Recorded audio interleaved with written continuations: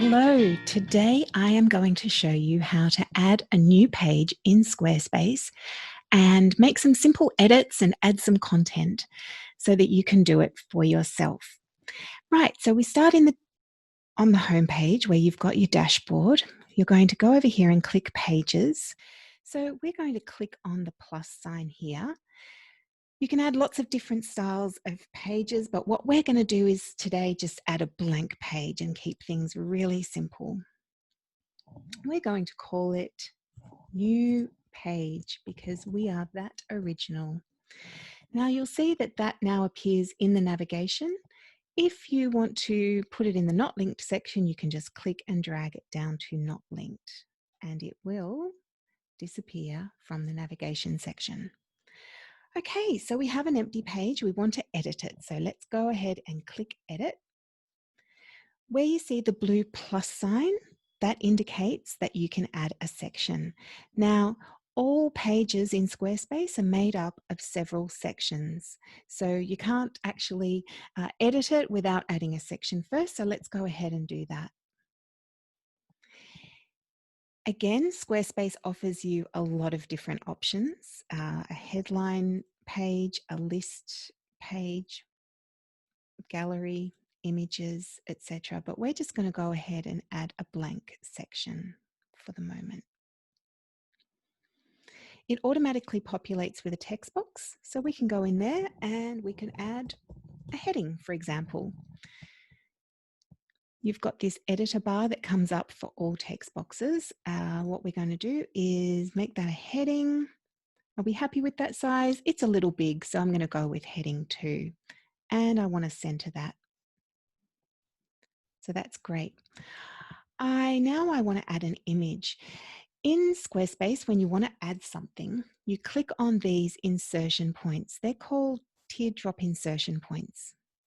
And every time you click on one of those, a new little menu will come up and ask you what kind of content block you wish to add. We might want to add another text box, a quote, an image, a video, a line, a button. You can add so many different things. If you scroll down, you'll find so many options down here too. Form, newsletter, map. We're going to keep things simple today and we're just going to add an image. Okay, so your image box will come up. It's going to ask you whether you want to upload an image from your computer or search for an image on Unsplash, which is the collaborator that Squarespace uses for free images. So let's go ahead and click on that because I want you to have a look at some of the beautiful free images they have here. Now, for example, we might have a book review website. So let's say we want to add an image of some books. So let's just type in books and press enter. Oh, we've got lots of lovely images here. I'm going to select this one with the glasses on top and click add to site. Okay. While that's loading, go ahead over to this design section and you'll see that there's a lot of different ways you can make the image look. You can have a poster where you've got the text over the top, a card with the text on the side. I'm just going to click on here and say do not display caption for now. We're going to keep it really, really simple.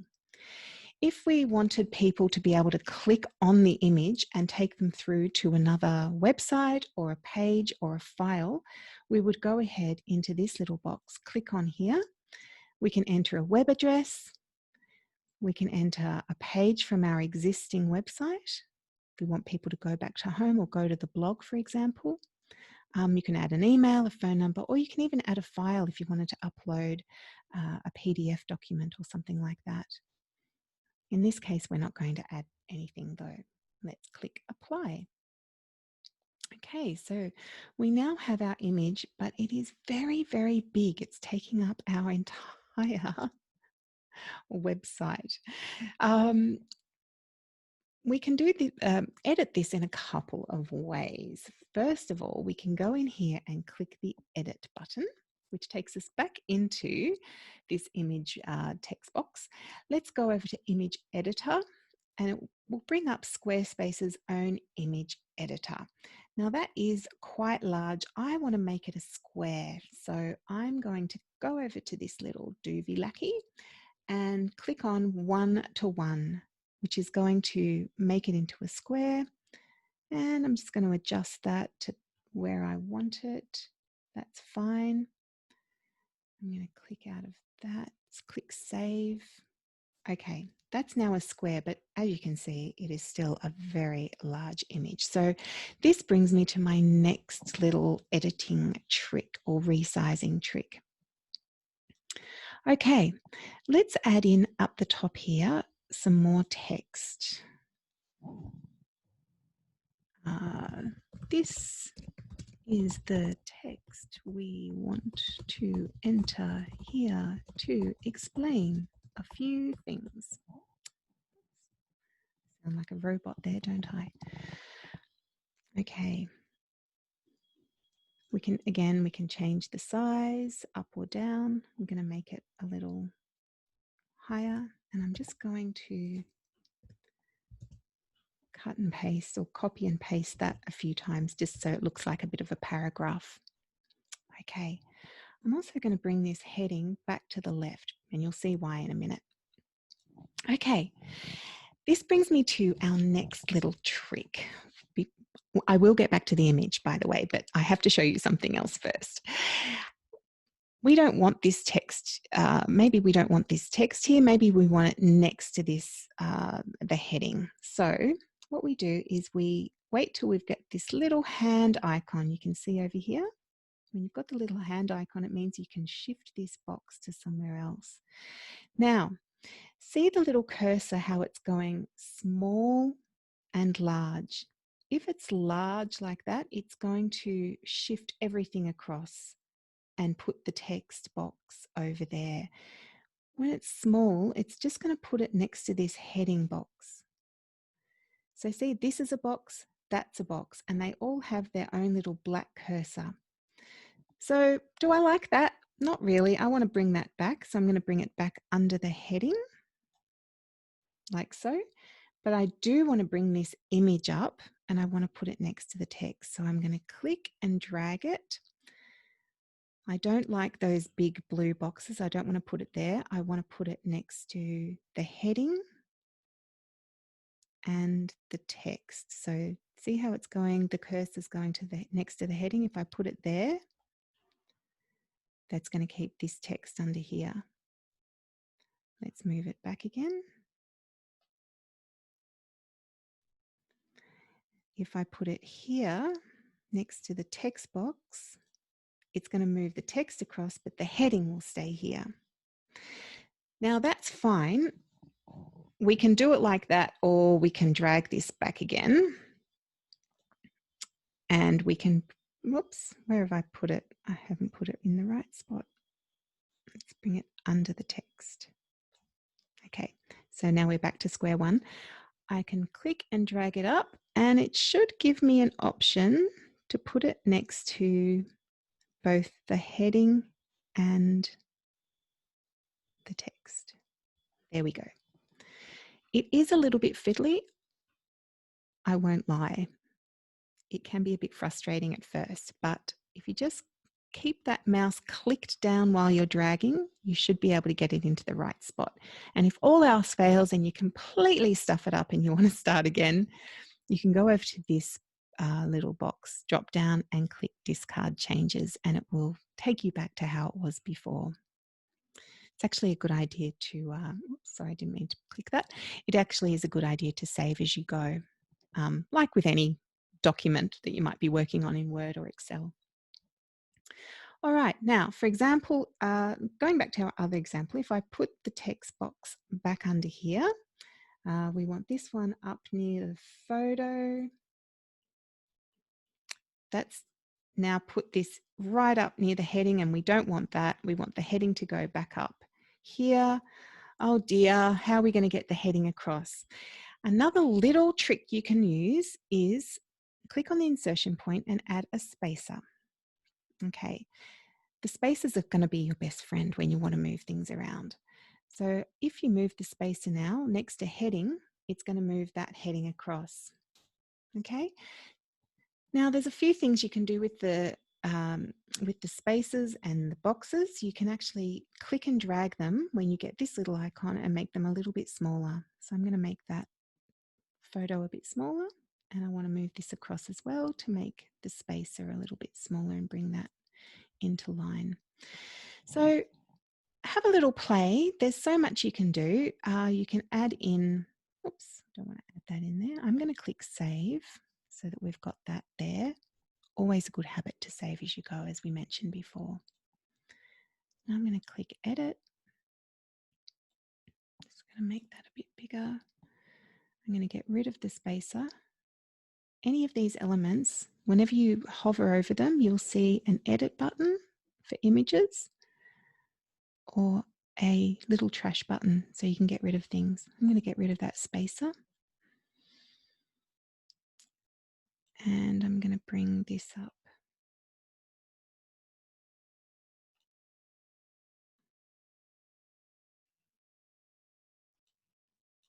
As you can see, I'm having a little play here. There we go. Okay, that's how I wanted it. Why is my heading going across? Okay. Click on the insertion point and let's see what else we can add. Maybe a button. We might want to add a button to learn more about whatever it is we're talking about, and we want to click through to maybe our blog. You can open that up to a new window if you want to, but we want to keep people on our website, so we don't need to do that. If you are linking to an external web address, however, you might want to click open in new window. So that means when visitors click on it, they'll take them to a new window so that your website is still open in another window. I hope that makes sense. Click apply. Okay, we've got everything left justified, but the button is centered. So let's go back into it and click left and then click apply. Okay, so I'm pretty happy with that. I am going to click done and save it. If you click over on this little arrow, it is going to show you how your website now looks to a visitor. So that's pretty good. And you can also click on this mobile icon and it will show you how it's going to look on a mobile device, which is always a good thing to check, I think. All right, I'm going to click on that again to bring us back to our editor. Next, I'm going to talk to you about sections. So far in this new page, we've only added one section.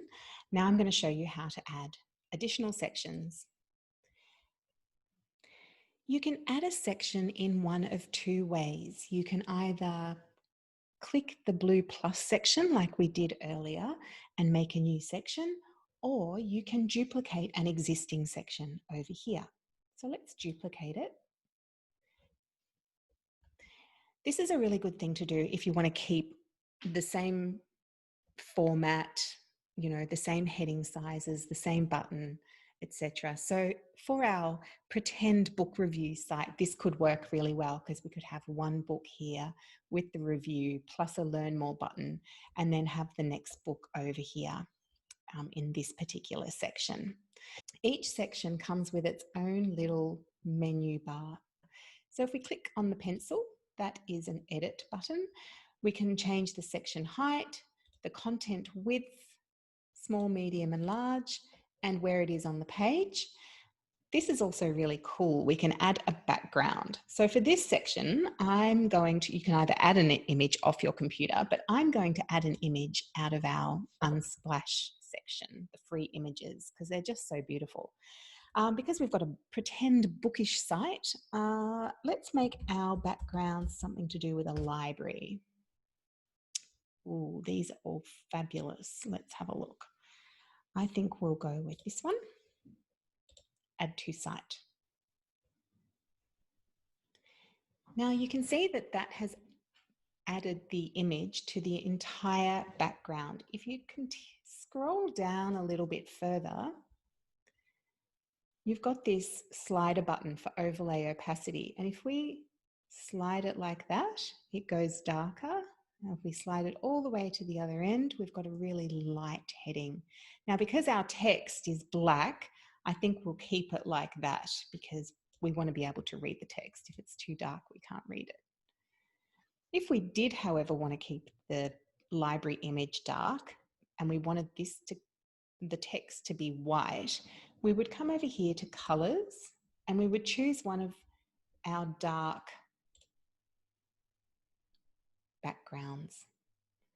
Again, I'm not really happy with how that looks because it's a little bit busy and we can't really read the white text. So I'm going to go back and change that back to white minimal, go to the background, and then fade out the background so we can read the text a little bit better. Okay, so that just adds a little bit of interest between sections. You can also edit the image. We'd like to have a different book image for this one. So let's go back and choose a different one. How about this one? Add to site. There we go. And I'd like to put it on this side of the page this time. And I'm going to right justify all of those. Apply. Okay, so now we have 2 sections. You can also move the sections up and down. So if we wanted to move this one up and make it the first section, we can do that. And as we scroll down, we've got that section down there now. Okay, we are going to click Done. And there's our website page. That is it for this video. I hope you found it helpful. Feel free to get in touch anytime for help with any aspect of your website. Remember that Squarespace also has excellent guides and tutorials. You can find videos and step-by-step instructions on the Squarespace website for all aspects of editing your Squarespace website. So feel free to use that, and happy editing.